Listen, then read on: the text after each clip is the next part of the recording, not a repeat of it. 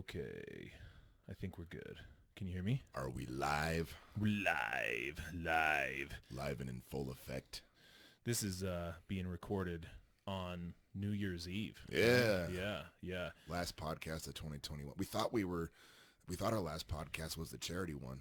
Well, this will still post by on the 1st, Okay. though, or So later. it's the first podcast of 2022 then. Yeah. Oh, yeah.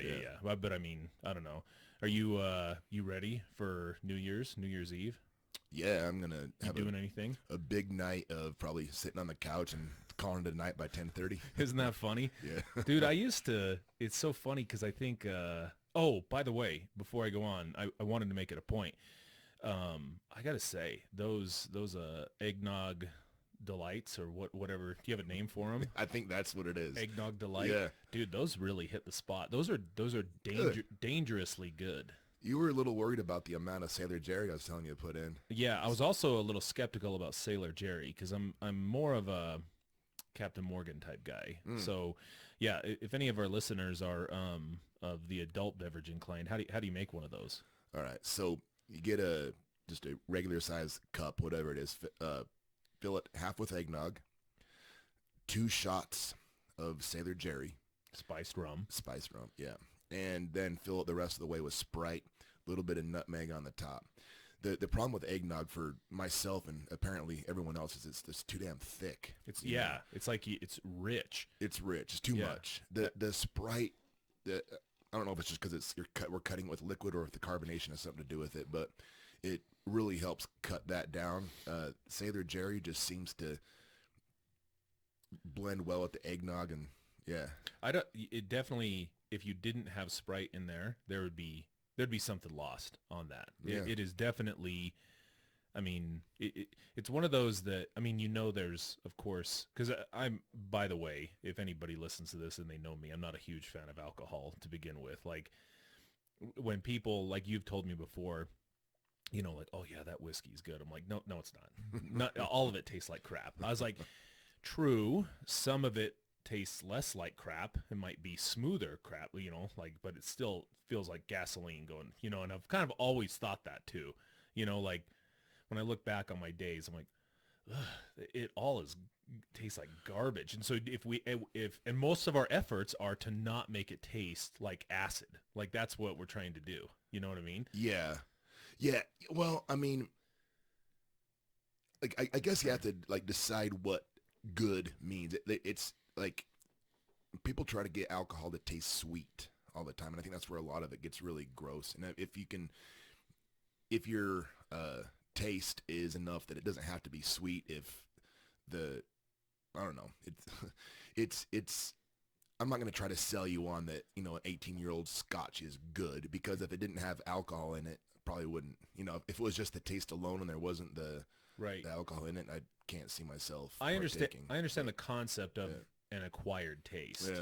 Like that's why, I think if you compare like Coors Light to Fat Tire or Sam Adams, I mean, one's garbage and one's not. And people may say, beer is bitter and it doesn't taste good, but for some people they really like it. My thing is I mean, I don't know if my body allows me to do it anymore. Like, oh no! If I tried to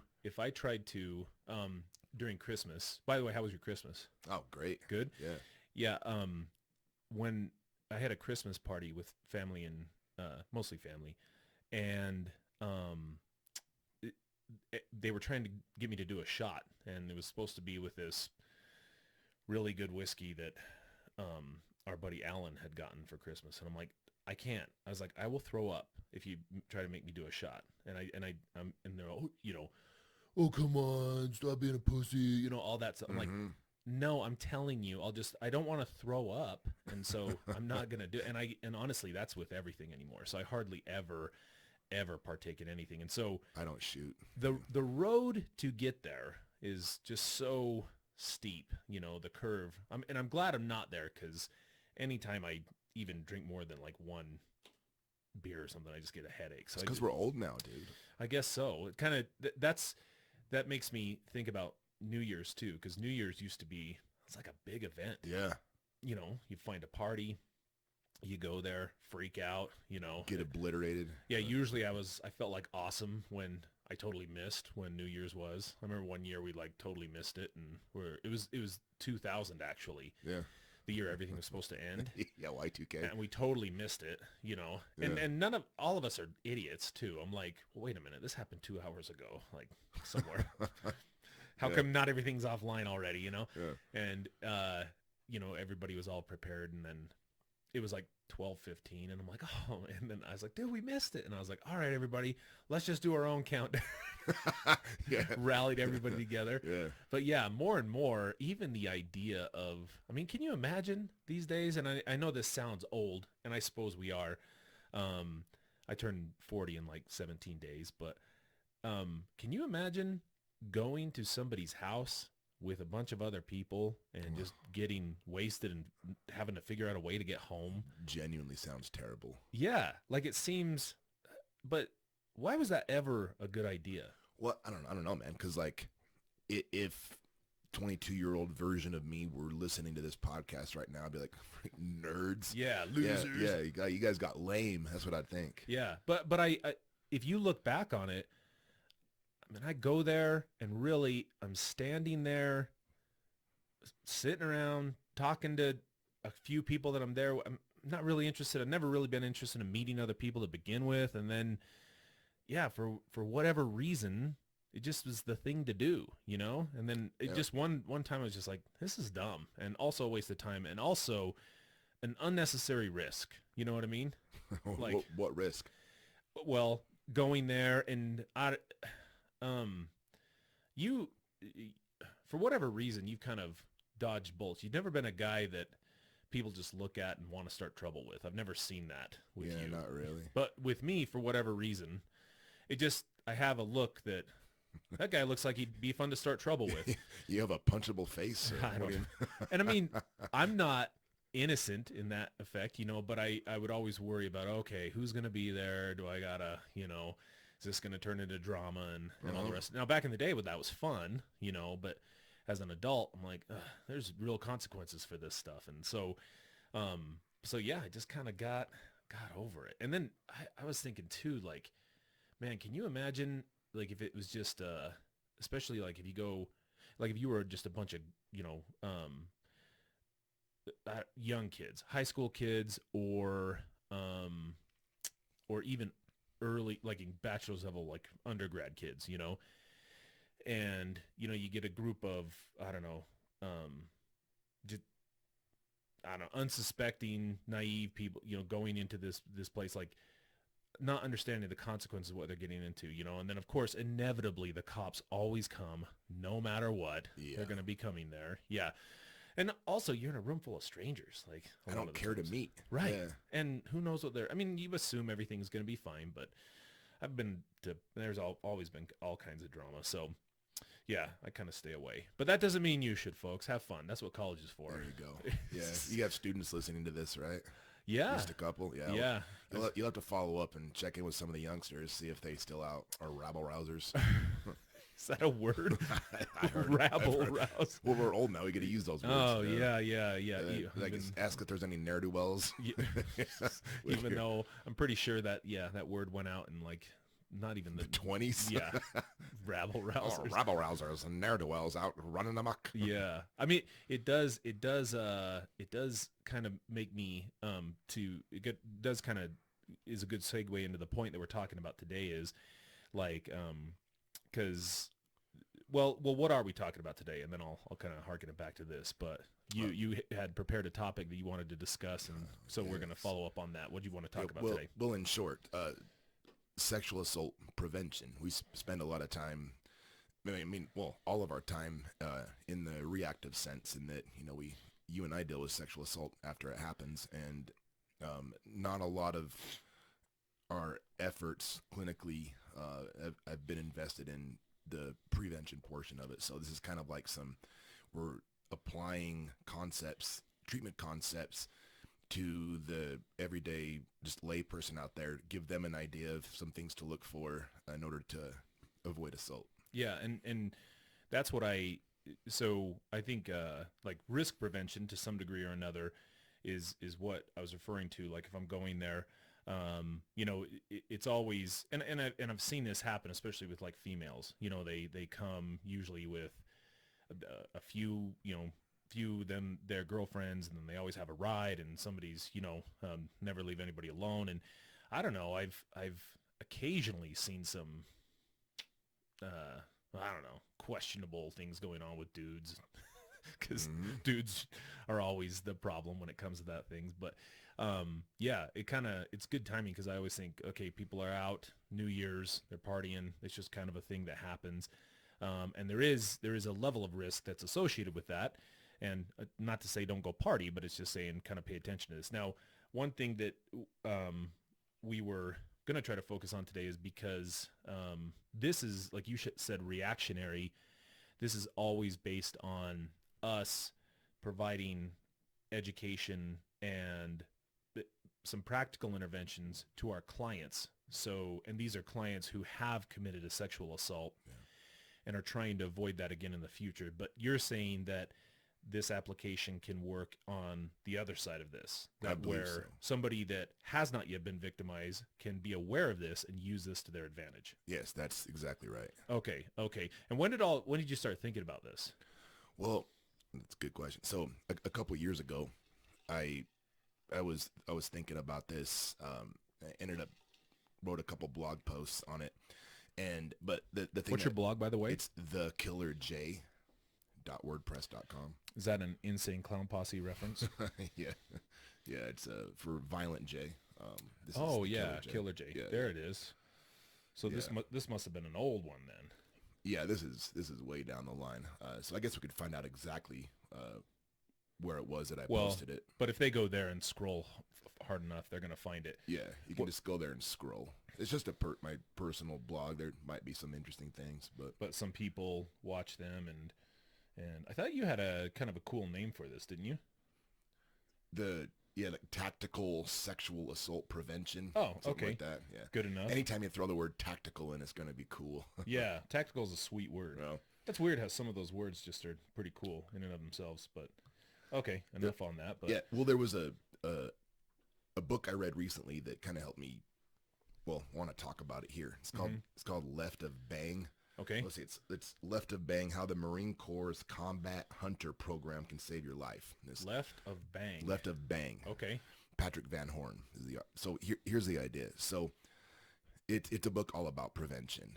Specifically, it's kind of some basic military concepts applied to civilian life, kind of like we're using clinical concepts applied to everyday life.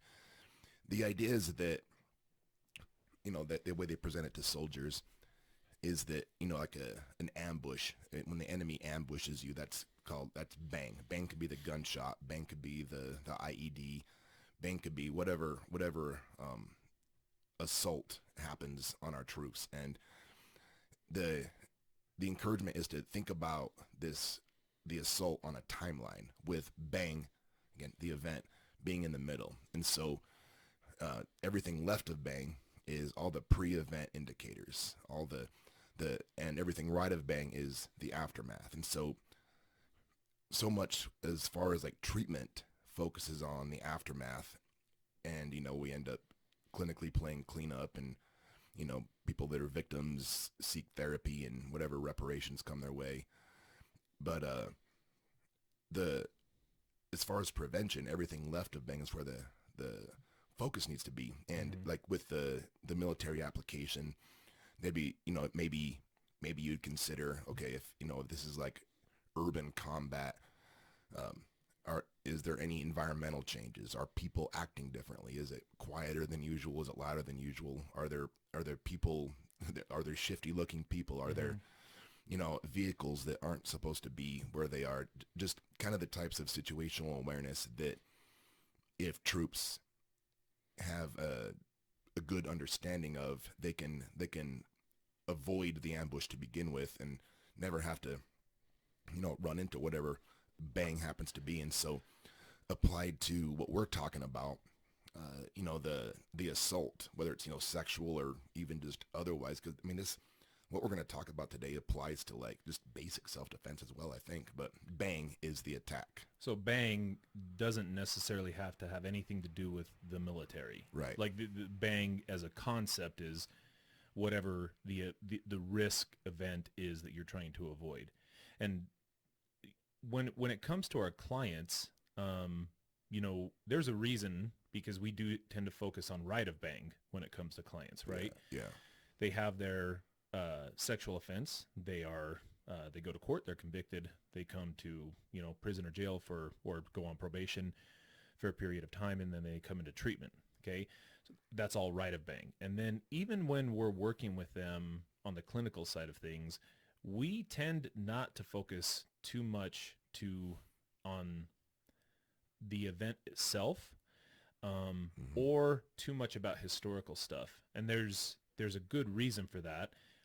Not because it doesn't matter. It's because beyond giving us context of events leading up to that and assessing whether or not there's a potential for similar events to happen in the future. For example, if they have any type of patterned type behaviors that are likely predictable again in the future, how are they going to move the needle on changing future behavior if we focus only on past stuff, right? So Right.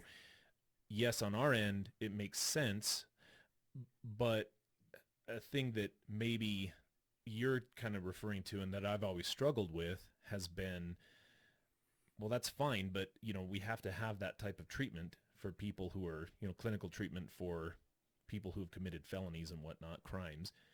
But is there anything that we can do more on the prevention side to make sure these things never happen? But prevention's always kind of a murky subject. It's almost like, did whatever I did prevent it? Or, because You could never know. Right. Yeah. But this isn't about, we certainly talk about preventing these things in the future and having context of what they did in the past. As many of you know, listening to this, the best predictor of future behavior is past behavior. And so we're working off of, a pretty rich source of information there. It's good for preventing future behaviors, but the behavior has to happen in the first place. So you're saying there's things on the other end of this, everyday people, that they can do to avoid sexual assaults in the first place, based on this kind of left of bang theory. That pretty well sets up exactly what I'm going for. Good.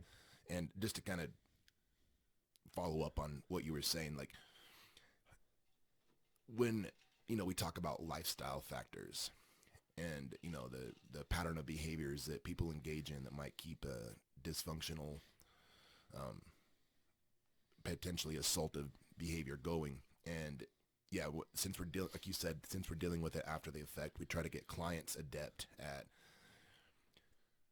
identifying maybe the motivations that they had, the behaviors that led up to it. And then, when we bring their family into it, we get approved supervisors. We ideally pull the family into it, all designed to help them prevent it from happening again. And the thing is that it's always based around our client, the offender, and their family, and it's always after the fact. And what I'm going to be talking about here, I don't want to give any false pretenses that it's going to, like, if you do these things, you'll be safe, because there's way too many variables. But the context of what we're talking about, it gives you a general understanding of what what a potential offender is thinking and feeling up to and during the assault. And if you can understand that, and it sounds weird to say if you can put yourself in the shoes of a potential attacker and understand where they're coming from, you can, in theory, be able to avoid things, avoid an attack. And well, it isn't the other thing that people are going to, so we might as well get it out there, is that, and I'm sure we're going to address this a few different times, but, this starts to go down the road of victim blaming. right. Like so we shouldn't even be having this conversation, about what you can do on your end to prevent sexual assault, because now you're victim blaming. But I have to assume ahead of time. It's not like you and I work this out ahead of time, but I have to assume that's not what you're trying to do is victim blame at this point. Right, exactly. And that you saying that reminded me of what actually originally prompted me to write the blog I was referencing. There was an what's that? It's an LDS magazine, Ensign or Ensign Ensign. Is that okay? or Ensign, yeah, one Yeah, of those. however you say it. Yeah, ENSINES, whatever. However you do it. Yeah. Yeah. It a couple years ago, they had an article in that magazine that sparked some outrage, and somewhere in my blog I have the exact quote, but the quote said something about women need to dress modestly, otherwise they'll trigger, that might be my word, they'll trigger boys that are trying to be pure, and kind of putting the responsibility on girls to like. That's a hell of a statement. Right, yeah.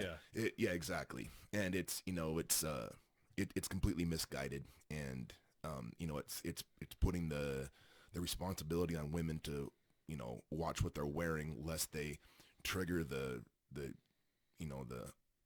unsatiable appetite of some male that now is going to be unhinged and unable to control himself from raping or something like that. Right. I mean that's me adding context. Ensign didn't say that, but Well, it also, I guess, implies that, and not that they're saying this, but when I hear that, again, it goes through a filter in my head, and out pops this idea that, men and boys were just these mindless beasts that Right. if triggered, to a certain point, we're like, it's insulting to both men and women, that whole concept. right, that a girl, it's her responsibility to dress modestly because these mindless creatures are out there.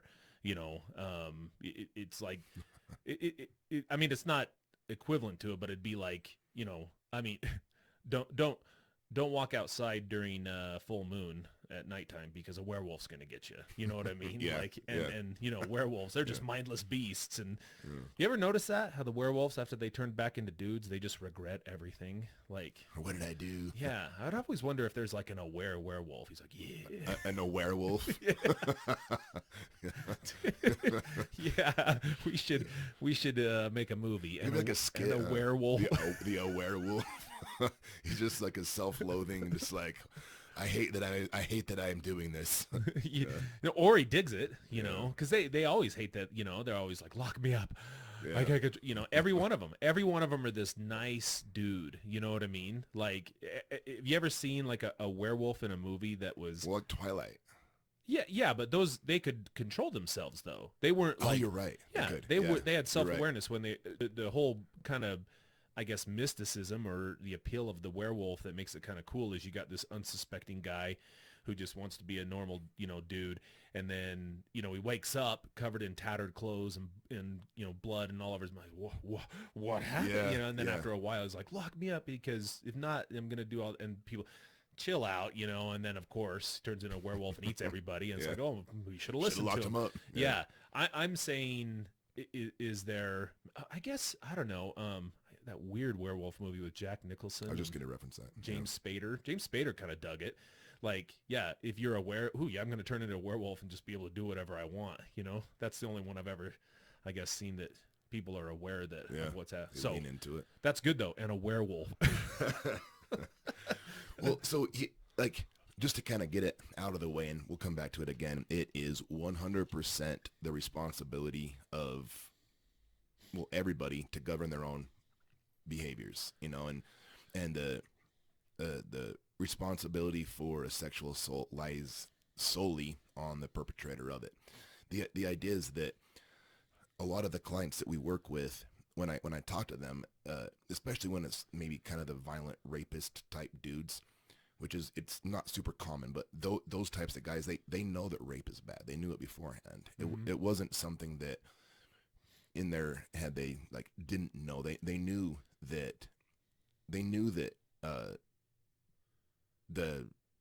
it wasn't what the woman wore that made them rape. They made the choice. And so the idea is that if we're relying upon the perpetrator to make the correct moral choice when they're feeling sexually triggered, I mean, that, like, from like a moral point of view, it should be the potential perpetrator should not act on it. But as far as like a prevention strategy, if your ability to prevent an attack lies solely in the moral choice of a potential attacker, that's not really good risk management. It takes the control from you and puts it onto this other person to not violate the great social contract. So, in other words, you're saying that a a person that s- is, sexually assaulted or whatever, and then or has the potential for that, and then, the question boils down to, well, why should I have to change my behavior Mm-hmm. when that person shouldn't do that in the first place? Like, you Yeah. shouldn't. I mean, it's pretty simple formula. I think I don't even need to look at a rule book or the 10 Commandments. You shouldn't rape. The end. Yeah. Okay, real easy, right? And I get that, and I think everybody can go on board Mm-hmm. with that sentiment. But the problem is you're basing that on a theory. Well, yeah, you shouldn't do Right. those things. However, it does happen. And if you're relying solely on the fact that they shouldn't do this, whether they believe it's moral or not, because I'm sure sometimes in some guy's mind, and you probably at least on a, I don't know if it's been like in, kind of like a hyperbolic type of example, people have said, well, she's dressing that way, she deserved it or something like that. I'm sure I've heard guys say something similar Yeah. to that. Mm-hmm. Um, so we're saying that, well, they may have had that mindset, and they certainly shouldn't have that mindset. But you and I are always dealing with that after the fact. Right. Like, I can correct that after the fact, and I can say, well, let's have a conversation about that. And we I think do a pretty good job of reframing that and giving them some replacement thoughts that really start to make them think differently about Right. this. But the sexual assault has already occurred at Right. that point. So you're saying that basing all of your decisions on they shouldn't do that, and because they shouldn't do that, I can kind of do and say and dress, and I'm sure this isn't all related to dressing. I'm assuming Right. um, that if you base it on that, then I mean, that's a level of risk that you can choose to engage in or choose not to engage in. But there's gonna be some additional risk if you say should have, because I think, I don't know, don't we all to some degree assume people commit crimes? I mean, don't we all? I mean, it doesn't have to be Right. sexual assault. Like, don't we all kind of modify our behavior under the assumption that people are committing crimes to some degree or another? Absolutely. That's yeah. That's I mean, yeah, a big part of risk management for anything. In fact, in a bit here, I'm gonna kind of take you and the listeners through just kind of a mental exercise to illustrate Oh, that. good. Okay. Yeah, but just to kind of back what you're saying, it's just to, I guess, underline what you're saying. It's absolutely a morally reprehensible position to of that type of, well, she knew what she was getting into. She hadn't have worn that skirt, or then she had it coming. She knew what she was doing. Like that's a absolutely morally reprehensible position to hold.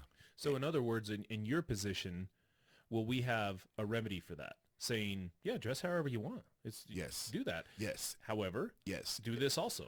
Okay, good. Correct. Good. All right. And it I assumed so. puts you, the listener, back in control over what's going on, and your safety is in your hands now, not the moral contemplation of a potential attacker. And so, with that said, there's a, I mean, I know what you know. You're well aware of this, but there's a treatment book called Pathways, and it's normed, I think, for juvenile sex offenders. And Yeah. I don't know if this particular concept is from Pathways or somewhere else, but there's a Is that the one written by Timothy Kahn? yes, Okay. yeah. Well, and do you have any idea who the like Finkelhor, like that's the guy's last name, Finkelhor? Yeah. Another, Is he a researcher? yes, and also clinical therapist, and kind of focusing on that in that area with sex offenders, juvenile sex offenders. Okay, awesome. Yeah. So this Finkelhor gentleman has a concept called the 4 barriers to committing a sexual offense. And yeah, Mace is gonna pull this up here. Are they able to see that? Now they are. Nice. I like this little graphic because it kind of helps give a visual representation of what Very we're simple talking about. graphic too. It is. There's, so if you have, and this, by the way, this whole concept is the left of bang concept here. That this is designed to help you remain left of bang.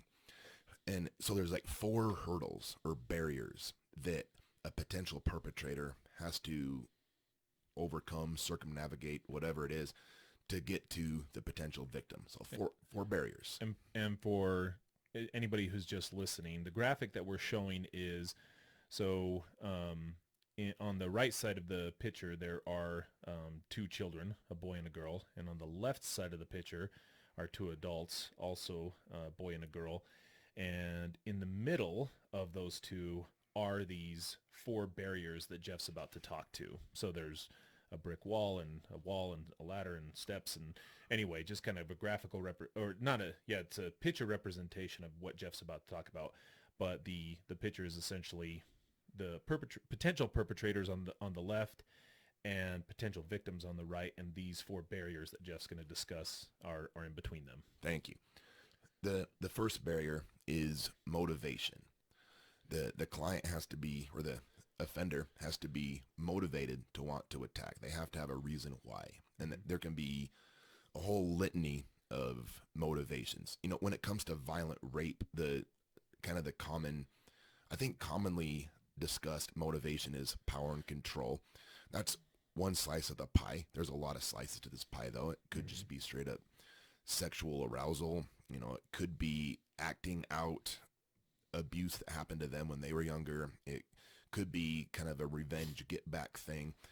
It might be the way that they're dealing with rejection. It might be, I guess any number of potential motivations, but they have to want to do it before a sexual assault happens. There has to be some type of motivation.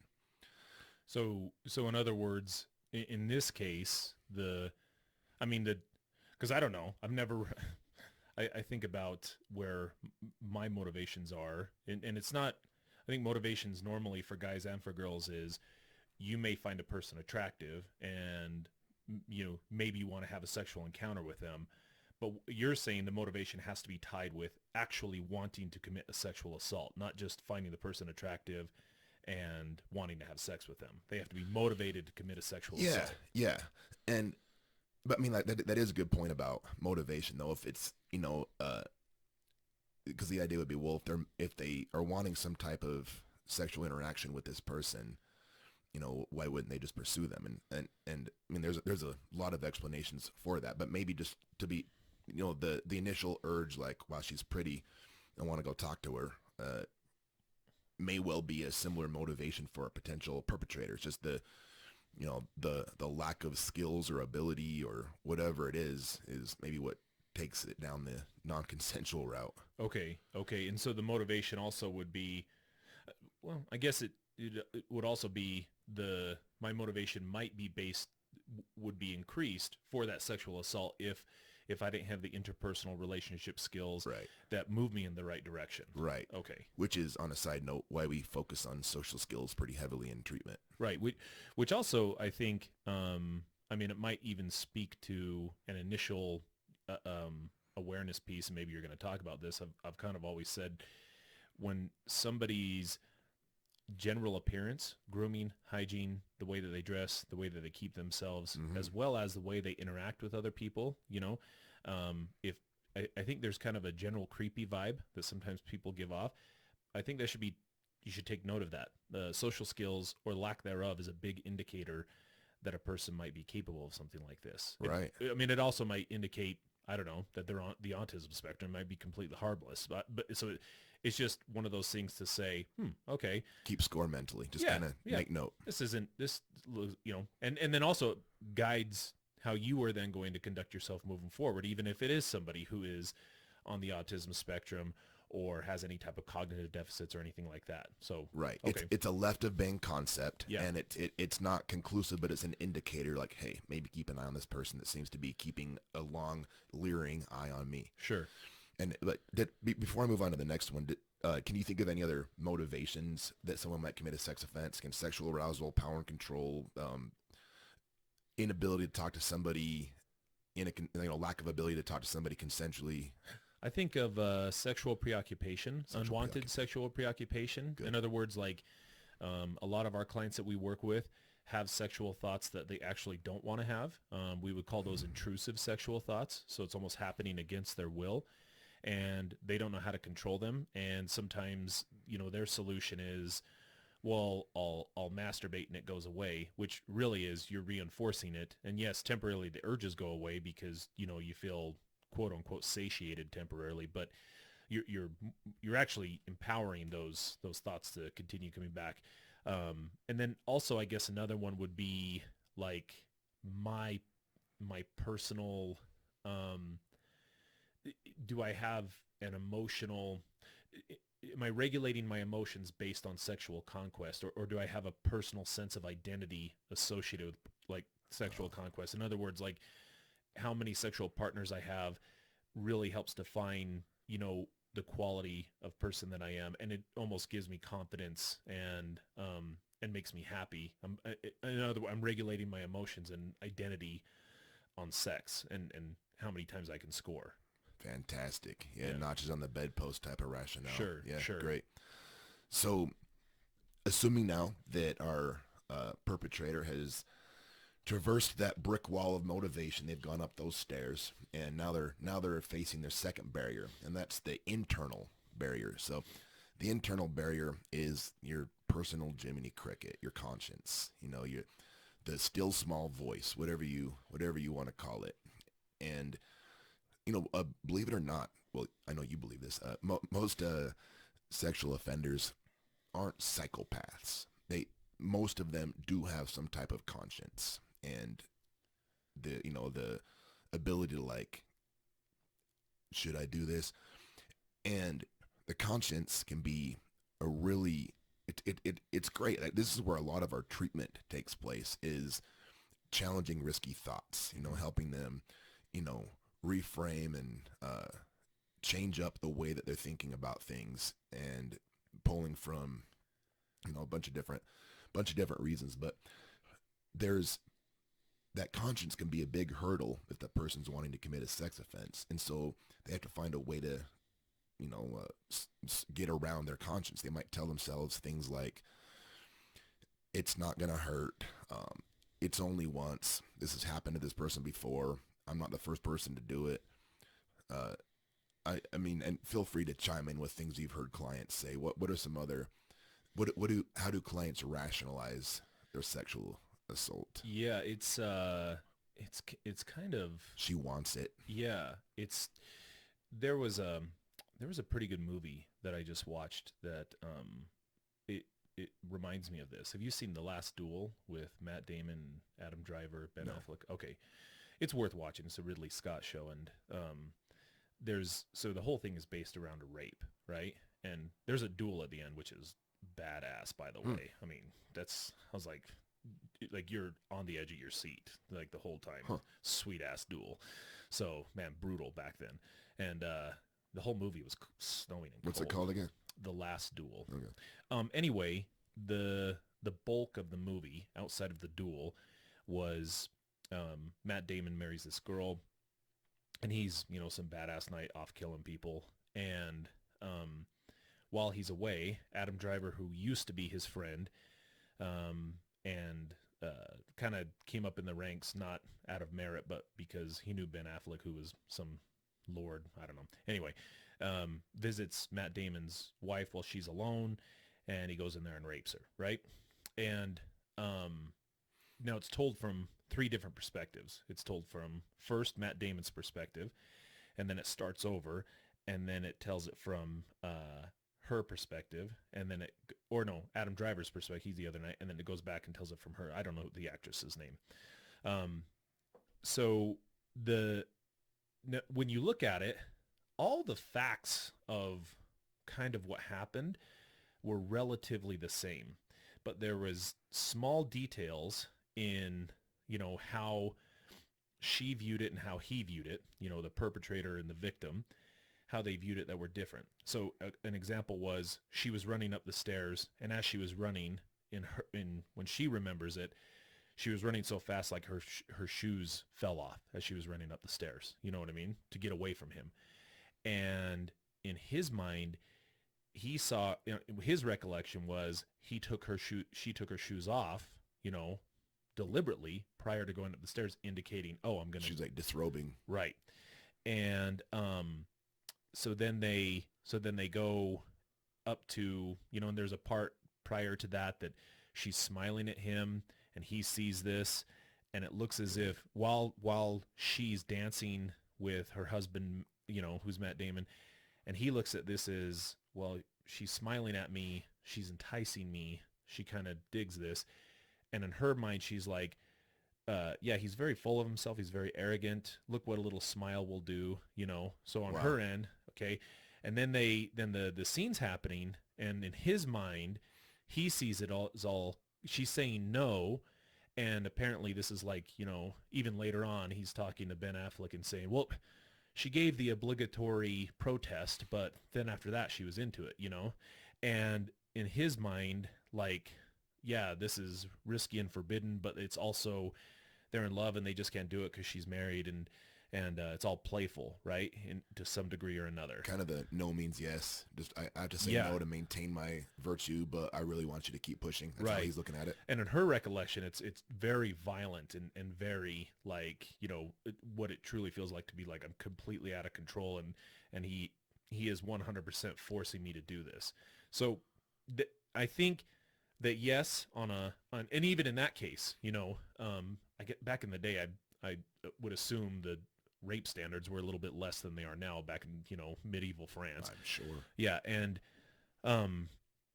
they even at that, time, rape was a big no-no, right? They knew that back then. So I think we've all kind of known this, just in our heart of hearts, it's probably not a great idea to do this.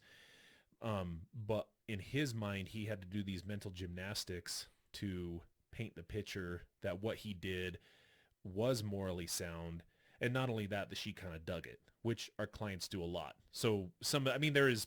What do you think if you could kind of give a description of the thoughts that he had to justify that, encapsulate it? Like, what do you think he was telling himself to pacify his conscience? That she's in love with me, and that her protest is, a matter of, there was a big, obviously back then, it wasn't as secular as it is today. So like everything involved, even their lawyers were all of like the clergy at the time. So everything was, before God and everything like that. And the stakes were incredibly high, so the duel premised on the idea that, okay, well, so Matt Damon, I'm going to challenge you to a duel, and God is going to determine the winner, because whoever wins is going to be the person who's telling the truth and who's right in this. And they assumed, like, okay, well, if she's not telling the truth, and this is false, and Adam Driver, if he wins the duel, then we're not only is Matt Damon going to die, then we're going to burn her alive in front of everybody too. So it's like super scary because the stakes are so high that also they're, in his mind, he's like, well, she probably did that because, before God, she needs to make this protest. Yeah. In reality, she's in love with me. How could she not be? Look at her husband compared to me. And look how she's smiling at me, and look how, eventually she just gave in, and all the rest of it. And so, yeah, those would be the stories that he'd have to be telling himself, or somewhere around the equivalent of that to get to that point. It's a fantastic example to help illustrate the internal barrier, the conscience. Mm-hmm. So perfect. Okay, so now our perpetrator is, they have the motivation, they want to do it, they bypass that, they've jumped through the conscience barrier. They told themselves whatever they need to do to squash Jiminy Cricket. The third barrier is excuse me, external, environmental. A few too many cigarettes today. Yeah, smoking them New Year's cigars. The environmental, okay, the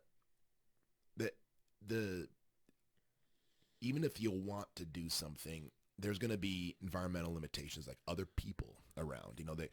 They have to find some way to arrange such that the environment is conducive to a sexual assault. They have to get you alone. Mm-hmm. They have to find some way to make sure that, you're not on your phone, or you're away from your phone, or, unable to alert people, maybe in a dark alley or something is kind of the proverbial thing.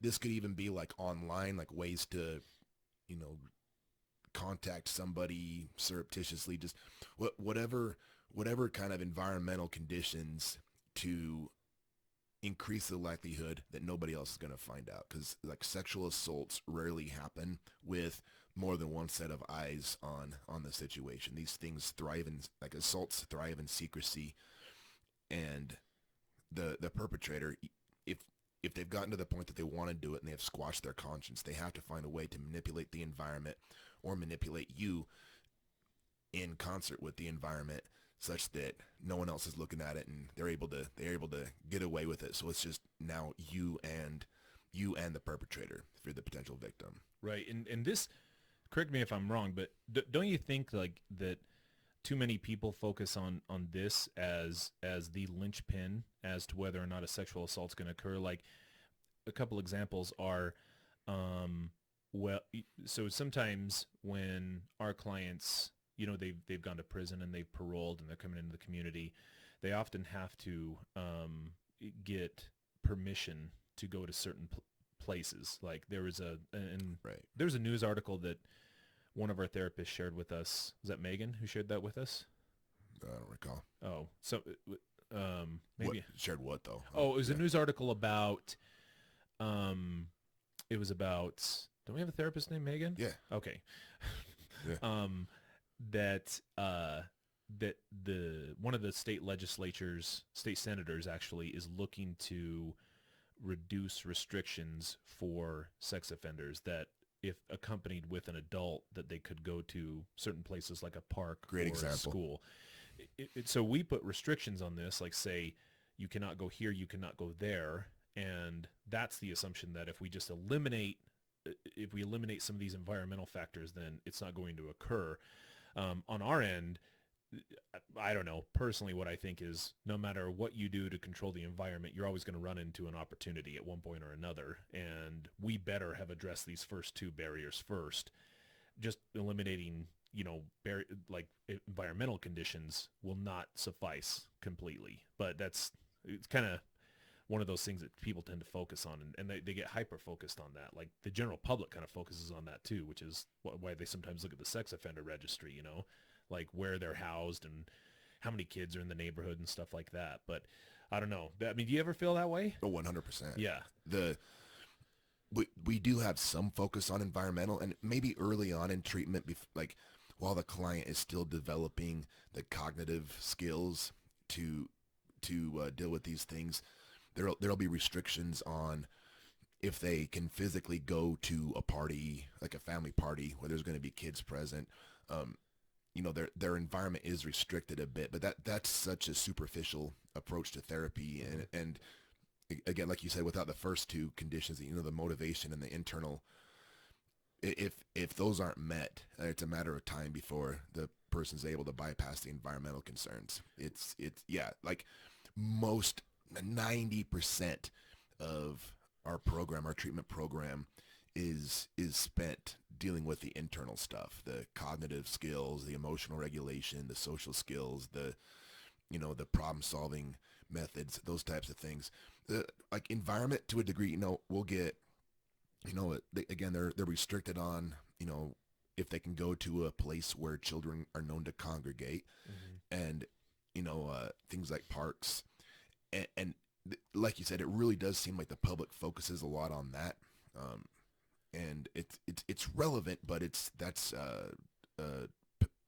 a glimpse of what actually matters. But Well, the other thing I think too is, and this might, I don't know, you might know more about this because you've looked into it more than I do, but this is not like a stepwise process. Not you have to go through this, then you have to go through that. Like all these elements have to be there prior. Like the reason I'm asking is because the example that I give sometimes to clients is, think about risk and your risk to, think about it applying to everybody equally, right? So like, for example, somebody, I don't have any motivation whatsoever to download and consume child pornography. Okay. I don't have any mental gymnastics that I have to do at this point. Because, I don't have the motivation. I don't have to try to talk myself or rationalize it because I don't have the motivation to do that. I do, however, have opportunity right now, right? I have it right now because I have unsupervised access to the internet, right? And I have a room that I can lock, and I assumed that if I wanted to be in private and do whatever I wanted to, I could do that, right? So that's an element, that's a percentage factor that goes into risk. Now, the other two factors are not there, so it's not ever going to be an issue, but I still need to address that. Like, there's a level of risk there that compared to some dude out in rural, I don't know, Wyoming that has no internet whatsoever, he's a less of a risk than I am simply by means of lack of opportunity, right? So it's not to say stop looking at it as either or, and really rather everything left of bang is saying, okay, well, these things contribute to risk, and it doesn't necessarily mean you're going to move in that direction, but you should be paying attention to these things. You should be eyeballing these things all together because that's the reality. One doesn't have to precede the other, but if they're there all added together, they can, create the bang moment at that point. Exactly. Okay. Yeah. No. Perfect. Good. And in a minute, when we kind of come back to this and put it into context, we'll talk about as far as if you're trying to avoid sexual assault, how to be aware of environmental conditions. But let's jump to the fourth and final barrier that separates the perpetrator from the victim. So again, they've bypassed the motivation. They want to do it. They've skipped around their conscience by telling themselves what they need to tell themselves to make it okay in their head. They've arranged for the environment to be such that they feel they're confident and they can pull off the assault. The final thing is overcoming victim resistance. And so that can be a variety of things. And again, it depends on the type of victim we're talking about. If we're talking about child victims, of course that's going to be, grooming methods, bribery, kind of the teacher-student type perpetration. But like on an adult level, physical force, coercion, blackmail, the types of things to where sexual pressure, getting the victim inebriated, the different ways that, like think of maybe an aggressive date that is wanting to take things, step things up physically and is super persistent and pushy and maybe kind of has some implied threats present. That those are all methods to overcome the victim's resistance. And even kind of on a more subtle level too, and I see this happening, it is kind of just trickery, like, I don't know, selling a false bill of goods, like, acting as if I'm more ballin' than I actually am or something, like, Mm-hmm. I mean, I don't know. I assume when we go on meeting somebody for the first time, we want to put our best I think everybody does that. Yeah. Look how amazing I am. Yeah. Yeah. I mean, I assume when we first meet somebody, we want to, and we're interested in courting them. we want to put our, anybody say that anymore? We want to put our best foot forward, but some guys take it to like the extreme. You know what I mean? Like they're almost like, I don't know, like I've heard of dudes renting certain cars to take girls out. Right. And yeah, like just so simping ain't easy. Yeah. And I mean, I'm not gonna say that's sexual assault, but I mean, that's overcoming resistance of the other individual by kind of tricking them that you are different than you actually are. Right. Yeah, like dudes who's might be down on his luck and not having the job that he wants. He's like, oh yeah, I'm going to school right now, or whatever it is, or having, oh yeah, my roommates are upstairs. He lives with his parents, something like that. Yeah. Like so more subtle, but still, you're still kind of tricking people at that point. Right. Yeah. It can certainly be like lumped into that category of, deceit. Yeah. That would kind of fall into that overcoming victim resistance. Okay. And so all four of these barriers have to be overcome. Yes. And then the bang comes. Yes, exactly. Yeah, it starts with motivation, then the internal barrier, then the external barrier, and then overcoming victim resistance. And so this, when we start getting into the area of, well, okay, what would that mean for avoiding a sexual assault? And we start talking about things like, how are you presenting yourself? Who are you going out with? Um, are you, you know, at the nightclub? Are you, you know, walking back out to your car by yourself? Are you with your friends? Are you, are you on your phone, kind of with your head down, unaware and oblivious? Like those types of things. Once we start talking about those as potential prevention tactics, that's where people's alarm bells start to come up, as far as like, you're blaming the victim, Right. and Right. kind of the classic, like we're talking about, the what was she wearing type thing. And again, we're hopefully everybody at this point is fully aware that we put the onus of responsibility solely on the perpetrator. We just don't like the idea of whether or not a sexual assault happens hinging on the current moral choice of the attacker. We want these things to be your considerations. And I think maybe just an easy mental exercise to do that with is, so I'm going to just ask you some basic questions, and if you're a listener, maybe just answer these to yourself as well. So when it comes to like keeping your car from being broken into, like what are some things that you do currently to deter people from breaking into your car? Um, so I have an alarm Good. on my car that, I arm when I get out. I also, if I can help it, I always park under a light, a working light, like especially if it's at nighttime. I doesn't matter. I don't really care about walking. In fact, I try to park far away, but from the entrance. But I usually try to park under a light, just because I heard some statistic once upon a time about that, that people don't rob cars nearly as much.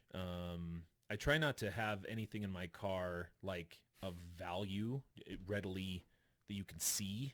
Just looking through the window that would maybe motivate somebody. And then of course my windows are up, and it's locked. So those are all things that I do to to prevent my car from being robbed, or if it does, a quick response. Yeah, pretty well checked all the boxes that I consider as well. Yeah. Just a kind of quick little story time on the parking under a light. That's usually a practice that I'm a big fan of as well. And one time we didn't do that. So the wife and I were visiting her parents. This has been 10 years now. Her parents temporarily lived by the Gateway Mall in some apartments while they were waiting on another house to be built or something. And we were That's a mall in downtown Salt Lake yes, City. the mall in downtown Salt Lake That's City. for our Australian listeners. Yeah, We have quite right. a few of those. Oh, what's up, Aussies? Yeah. The Gateway Mall is by the homeless shelter, and we, parking was kind of packed, and so I parked in like the worst spot possible. It was kind of dark where I parked, and well out of the way of the street, not really visible to the street. And so first off, that was my bad for parking there. And my wife, she had like all her salon stuff and everything, a bunch of equipment, all in a bag, her planner, all these different things. And she had left it on my front seat. And you can guess where this is going. We after visiting with the in-laws, we came back outside, and sure enough, my windshield was shattered. Your windshield was No, shattered? sorry, the passenger side Oh. window was shattered. Hell yeah, dude. If I see Redkin, Yeah, I will turn into a exactly. mindless beast. Yeah, and that happened, and I was pissed more at myself, but I was, felt really dumb for. Did you think about it, like, after you'd parked there, like, and before you Yes. discovered, so you were like, I was recognized this isn't the best place to park. but whatever. Yeah. We'll chance it. Okay. Yeah, decided to chance it and completely paid for it. Felt like an idiot. Yeah. My wife was upset. I was livid, trying to wasn't making the best decisions. I was, uh, walking like near the homeless shelter, like trying to like look for people, like I'm gonna do something. I mean, Right. But in any case, it was a lesson learned, and since then, yeah, if I meet friends somewhere, it's like if we're going to, at a park and ride or whatever it is, I'll damn well make sure my car is under a light and any valuables are not readily visible. Yeah, those types of things. And to kind of to continue with it, I mean, beating a dead horse here, but let's talk about your house now also. So Okay. what kind of steps do you take to keep your family safe and to keep your belongings safe here in your house? So even like right now, so I'm home obviously, but right now, all my deadbolts on my doors are locked, so nobody can, just willy-nilly walk in. Um, I have an alarm on my house, so I can have it set for when I'm here. So when I'm sleeping, but it has motion sensors as well. So I mean, obviously you don't want those because I have dogs and stuff like that it would pick up on them. And so I have an alarm that I assume goes to that really cool central office with everybody, Wolf Security. Yeah. We're, we're dispatching a SEAL team to your location, Yeah. which Red team go. which Yeah. really isn't the case. Yeah. It's just our buddy Aaron sitting in some room. Yeah, I was just gonna say. It's like, oh Yeah. my God, here we go Yeah. again. Um, and so during evening time, I turn on, I have some lights outside. I have some lights in my driveway. I have Good. a light under my porch. I have a backlight that's on all night. And when I leave, my alarm is set. And then I have, when I'm not here, I have people who check on my house on a relatively routine basis. And then also just as a matter of if anybody did get in here, I have a nice set of armory, just waiting for them in case they were to get into my house. So, yeah, all those things I have ready to rock and roll for protection of my house. Pretty security minded. That's really good. Yeah. The now here's the thing is like you shouldn't have to have all of that. Right. But because I kind of see, and most people I think would see at this point where you're going with this, but why is it that never ever, like with a car break-in or a house break-in, does the onus fall on solely on the offender? Like a car break-in in particular, like that most of the time falls on you, the car owner, being careless or stupid about how, you conducted yourself prior to then. Like my situation.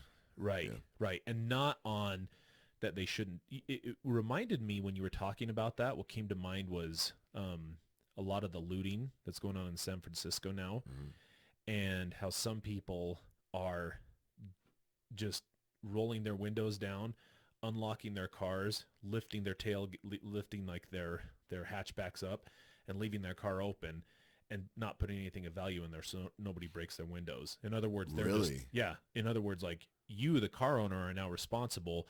People are going to break your windows if you put them up. So you're just Whoa. avoiding it, so they can just, and I was just thinking, like, why is that same pressure as it's applied to sexual assault? Because the thing is again, never have I ever heard you blame a victim for a crime happening against them.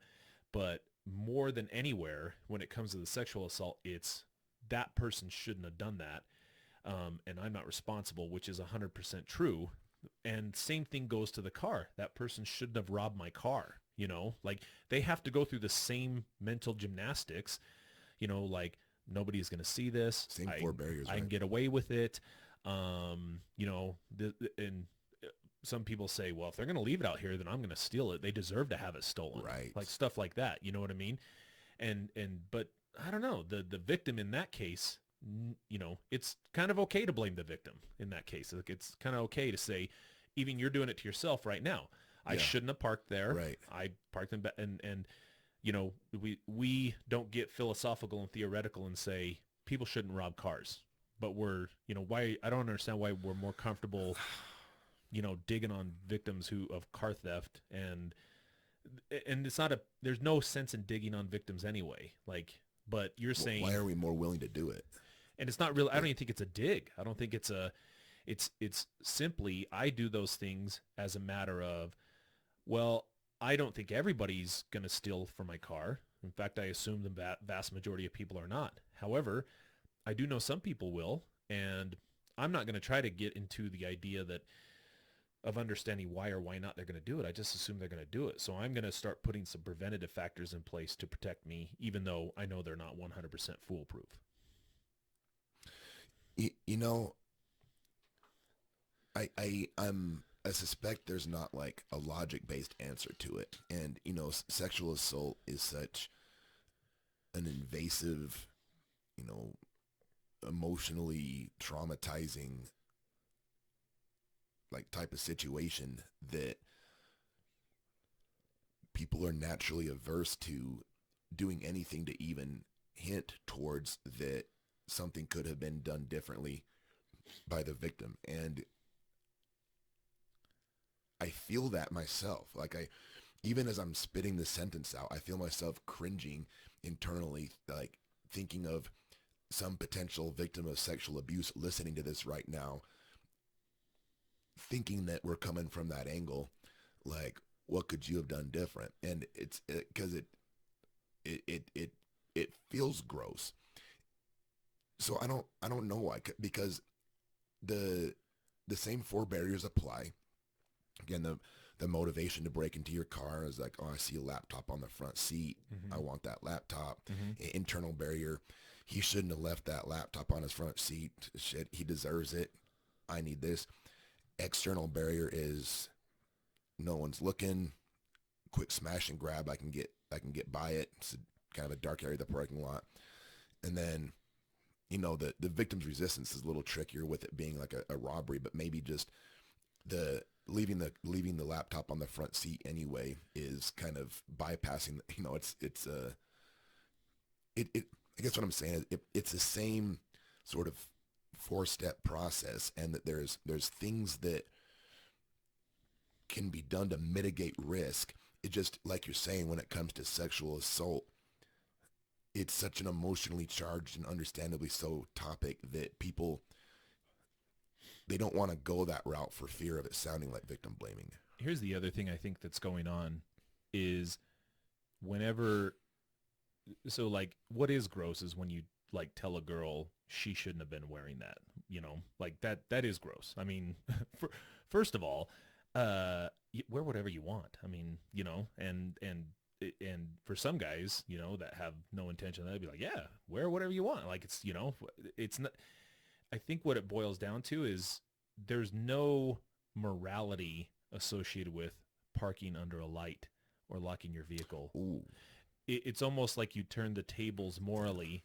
onto the victim and say, this is a result of your moral decisions that you chose to dress like a floozy and act like a flirt and tease to the degree that you activated the werewolf, and now this is where we are, right?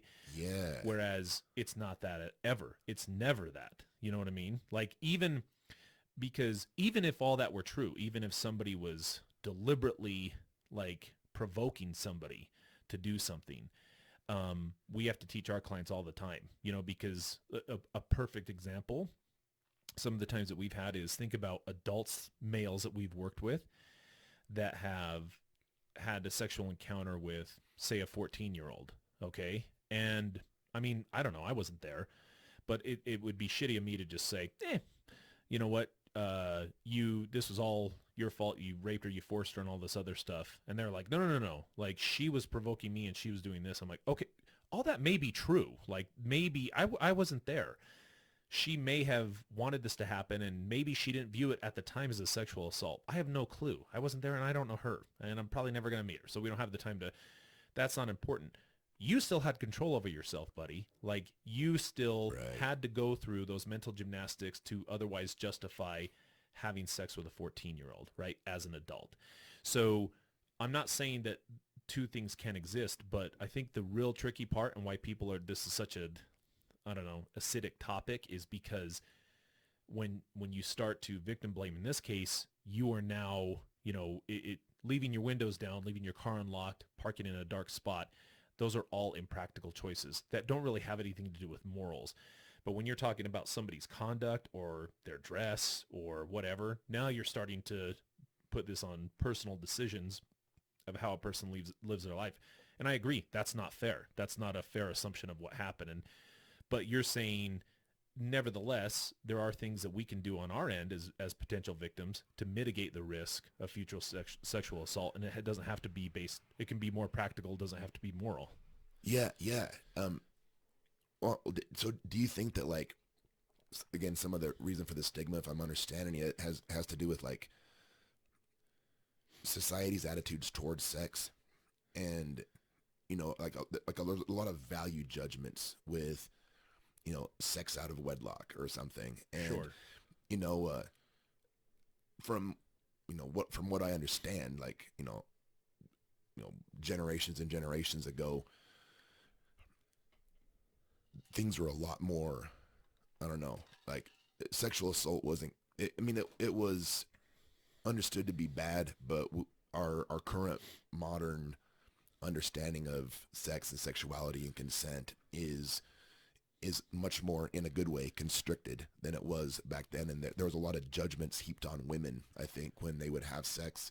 I think girls are unfairly judged in this arena. Like, And that might have something to do with this. like if you want to do a thought experiment, like you fill in the blank. Guy sleeps with a lot of chicks, he's a Stud. girl sleeps with a lot of guys, she's a Whore. okay, Yeah. right. And that's obviously not true. What I'm saying is, think of how many people listening to this right now, and certainly from our generation, think that way. Like, guys, for as long as I can remember, if you were hooking up with 10, 20 girls or whatever, You were dude, the man. right, you had social status. If you were a girl that God forbid, got pregnant, or Dude, right? or you knew of multiple individuals she had sex with, man, she was, she had the scarlet letter, immediately. Scarlet Letter is a great example. Yeah, She's yeah. shamed. And so when it comes to like sexual assault, it's that there's still like a bit of a stigma with it, like she did something she shouldn't have. Right, right. And what I think is, no, I mean, the girls, whatever your sexual proclivities are, have fun. It's none of my business. It doesn't matter to me. I think, however, if I'm looking at this, right, I don't think guys have to worry about this nearly as much as girls, though. It's just different. Worry about which part? The sexual assault Oh, yeah, piece. right. Ever. Like, I mean, I know guys get sexually assaulted. I get it. Okay. I can only use this from personal experience. However, anybody can just start to think about this. Never have I ever been in a situation where I felt sexually threatened, Right. or that there was even the potential of something happening. Right. And then statistically, dude, what's I think last time we were looking at this, 99% of all sexual assaults are committed by males. Yeah. So Yeah. and right. So Yeah. whether or not It sounds ridiculous, but it's true. Right. 99%. well, and so males are the primary problem here, and so more so, I want females to be empowered to make decisions that they want, but I also want them to be empowered to do things that help them feel safe as well. Right. With That's those things in mind. exactly what this is. Right. Because even if a dude dress however you want, act however you want, if a dude's moving towards sexual assault, your awareness and your response to that can help prevent any type of sexual assault towards that. Exactly. So That's perfect. what are some things that you have thought of and recommend? Well, okay, so that's the tricky part, is these concepts, the motivation, the internal, the external, and overcoming victims' resistance, is meant to be understood conceptually, because if I were to give a prescription for this scenario, that scenario, that scenario, I might be able to do that, but I don't know. I don't know if this metaphor is gonna work perfectly, but with like martial arts, there's kind of like traditional martial arts, where it's like, okay, if somebody grabs your wrist, then you do this. And, if you think of like Napoleon Dynamite with like the Rex Kwon Do thing, like grab my wrist, my other wrist, your other wrist, Yeah. like they're trying to give specific like prescriptions for a given technique. It falls apart once the variable changes in what's happening. In other words, the variable being the guy. Yeah. Eh, Yeah, or the guy, the circumstance, the environment, the time of day, like a bunch of different variables. Right. And so when you and I teach the behavior management stuff to group homes, like kind of the PAL position thing, posture, arms, location. So, just going with being out of your arm's distance. We teach a basic concept that if I'm this far away from Mace, he can't hit me. I'm out of his arm's length. He can extend his arm.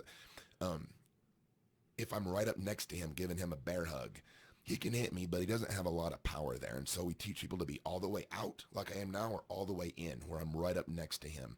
And because in the middle zone is where you have a bunch of power. It's where you could actually hurt me.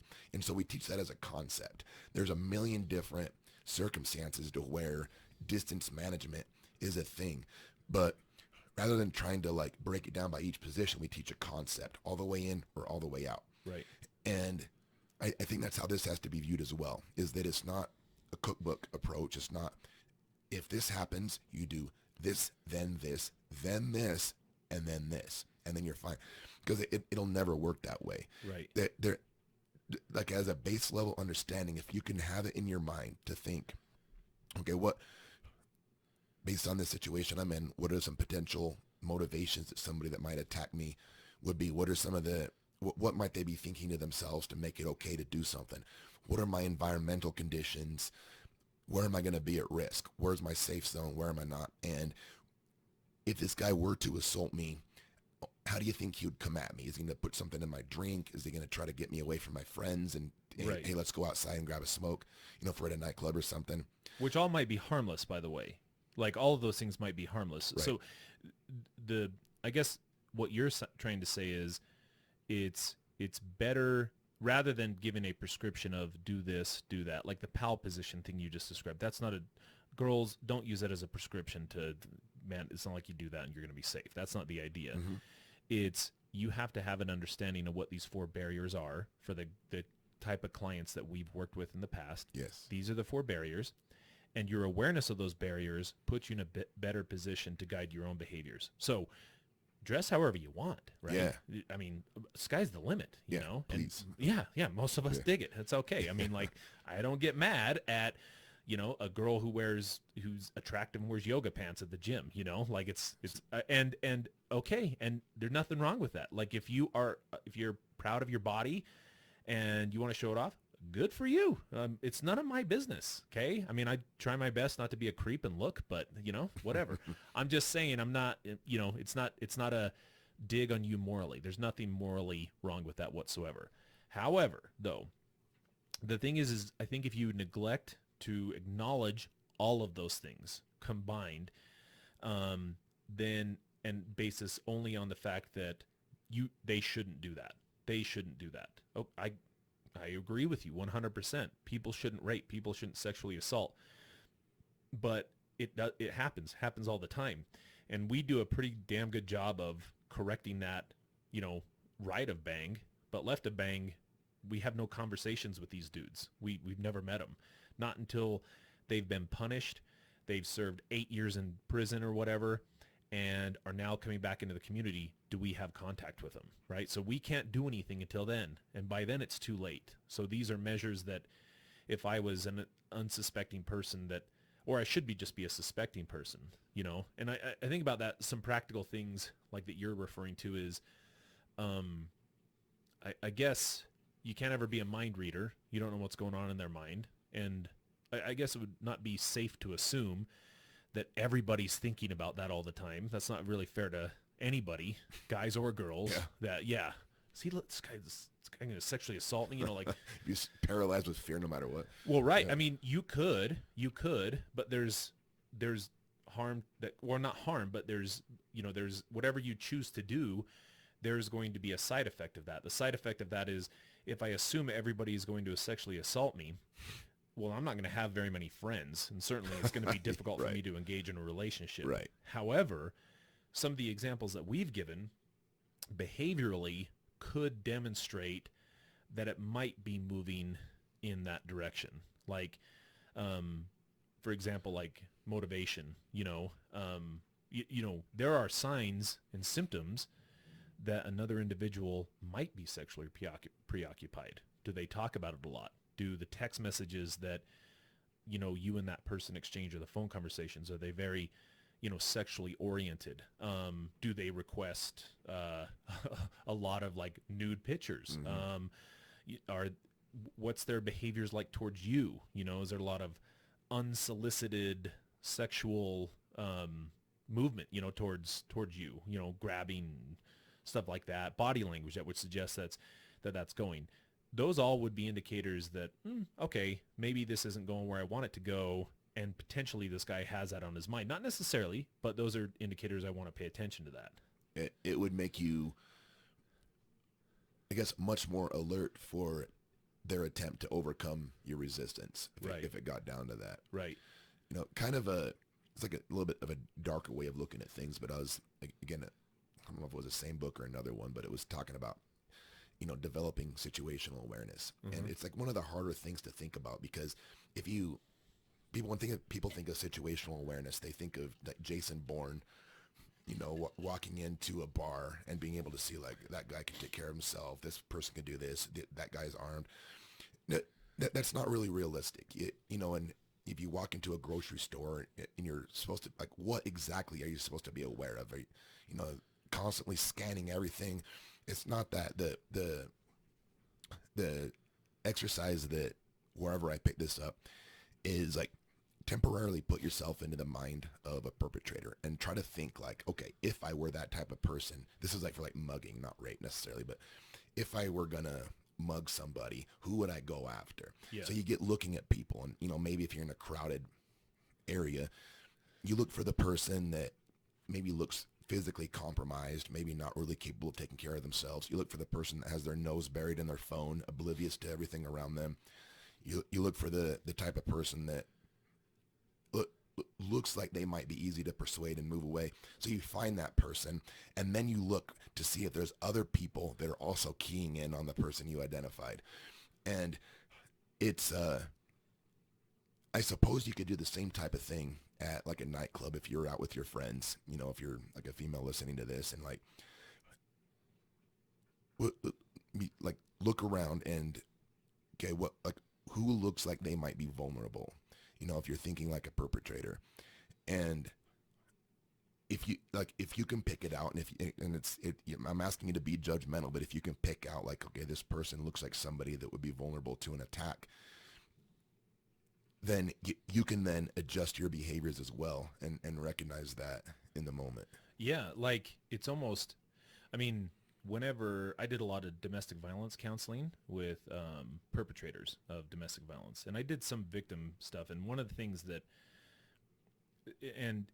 I don't know, it's weird. I never recommend it. If you're a counselor, pick a lane. Like working with victims and perpetrators is tricky because you're hearing both sides of this, and this is where I got caught up in it, because when I was hearing from some of the perpetrators why they did this, and and it's not really like why. We more so look at circumstances. Again, context is important for recognizing the potential for future offenses, and what can we do to mitigate risk on the perpetrator side, not on the victim side, on the perpetrator side, right? One of the things that universally came up was the vulnerability of the victim in these cases. And I'm not talking about being vulnerable like I'm emotionally vulnerable. I know that. That's part of a relationship. What I'm saying is, it's almost as if they targeted females who lacked self-confidence. Oh, yep. A lot of times who were single mothers, not working, that were addicted. And these were all qualities and characteristics that they felt they could leverage in order to have power and control in the relationship. That's kind of what they did, right? So then I work with the victims, and they'd be or survivors. Was kind of how we framed it. Was and one of them asked a question. They were saying, "Well, do I just attract guys that do this?" And Wow. of course, I don't want to say, "Yeah," and I don't want to say that. What I'm saying is, well, look, maybe you just aren't ready to be in a relationship right now, which is fine.